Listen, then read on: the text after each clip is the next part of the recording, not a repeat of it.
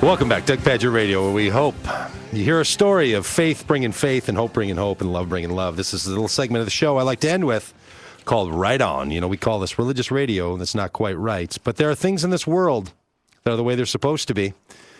So we end the first hour being reminded that things aren't the way we want them to be, and we say, cripes, come on, you got to be kidding me.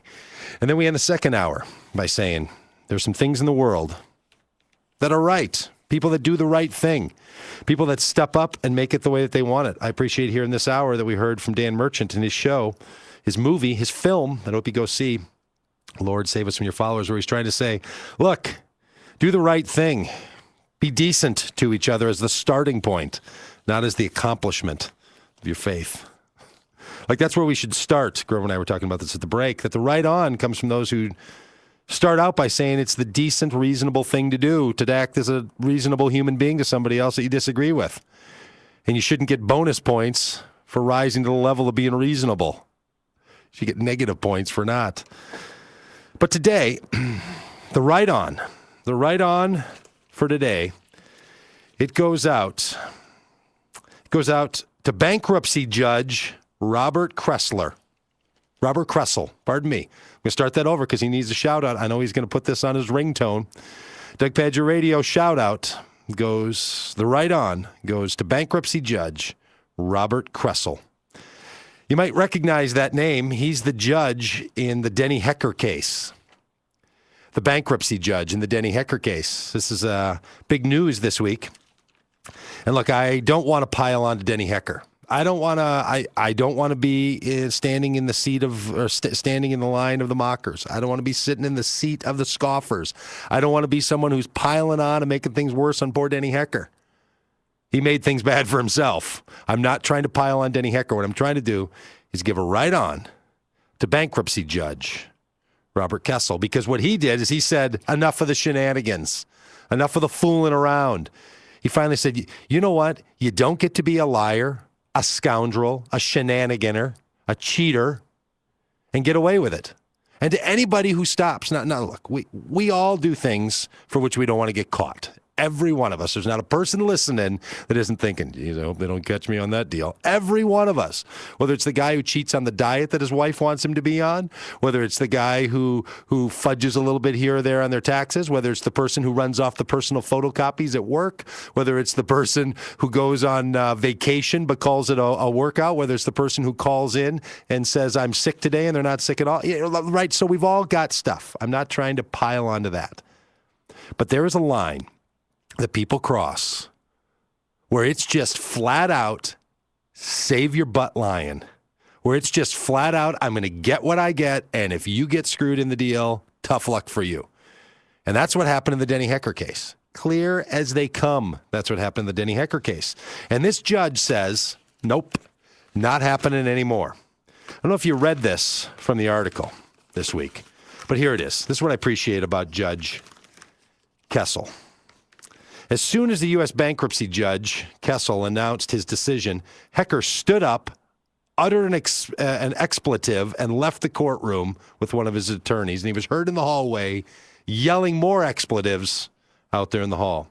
Kressel said he had no choice but to issue the severe sanction. Now, the severe sanction was, he said to Denny Hecker, you know what? You file for bankruptcy, and that normally means that you don't have to pay the debts that you had, right? That's what you file bankruptcy for. You're freed from them.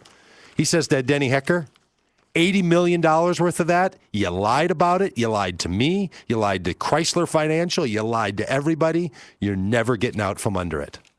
So he finally said, you know what, you're lying and you're cheating, you don't get to walk away from. Not because you lied the first time, but because you lied every time after that. So I think what the judge is showing all of us is, look, yeah, we got stuff. We got stuff we're trying to run away from, stuff you're trying to cover, stuff you're trying to slide by. But when you get caught, own up. It's not how, and I don't want to go all Oprah on you here, but it's not how fast you get knocked down. Grover, what is it? It's how fast you get back up. Exactly. You don't pin yourself to the ground. Denny Hecker. Here's what Kressel says about all this. He said that he reviewed months of incomplete evidence and submissions from Hecker and took into account Chrysler Financial's repeated claims that Hecker had stalled, lied, and ignored a court order to turn over documents and emails. It became clear to me that his tactics was to delay and use subterfuge. He gave vague answers, and he just lied. He lied to Chrysler Financial, and he lied to me about the documents that he held on his computer. He just flat out lied. And the judge says, you know what? If you're going to live like that, you're not getting away with it. Right on, Judge. Right on. Now, if I'm ever sitting in the seat of Denny Hecker, I'm going to be standing in the hallway yelling expletives. But at this point, I'm saying right on to him because I want to be told, too, you don't get away with that kind of stuff. You don't get to do that. That's not how it goes. Now, here's what struck me in the article, Grover. When Chrysler Financial had said, Judge, seriously, this guy, he's just not honest about any of this. You cannot free him from this debt. You know what the judge's response was? In quotes from the judge in the paper. You know what he said? You got to be kidding. He lets out are you kidding me? Are you kidding me?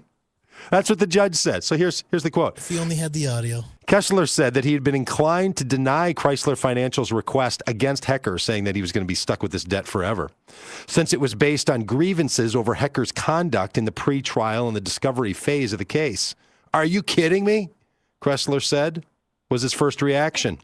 But once he examined the evidence, he changed his mind. He said that the judge issued a shocking penalty on Hecker. He's like, come on, Gripes, you're not going to, are you kidding me? We're not going to stick this guy with $80 million. Then he looks at the facts of the case and he says, I'm sticking him with $80 million. Now, here's the deal. Here's the other side to this thing.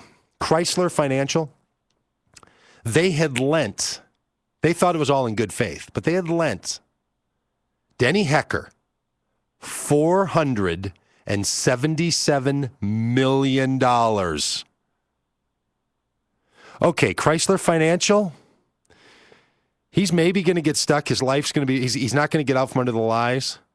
But seriously, what were you doing? Lending one franchise, one mogul of the auto industry in Minnesota, $477 million. On the auto industry's brink of collapse. Yeah, and then you want to bail out, and you're lending a guy $477 million. Now, I'm digressing, because this is not about griping in this section. It's about, may your hope bring us hope, may your faith bring us faith, may your love bring us love. So to the judge who says, you know what? You don't get away with it this time. You don't get to cheat. You don't get to lie. You don't get to cheat and lie about your cheating and your lying.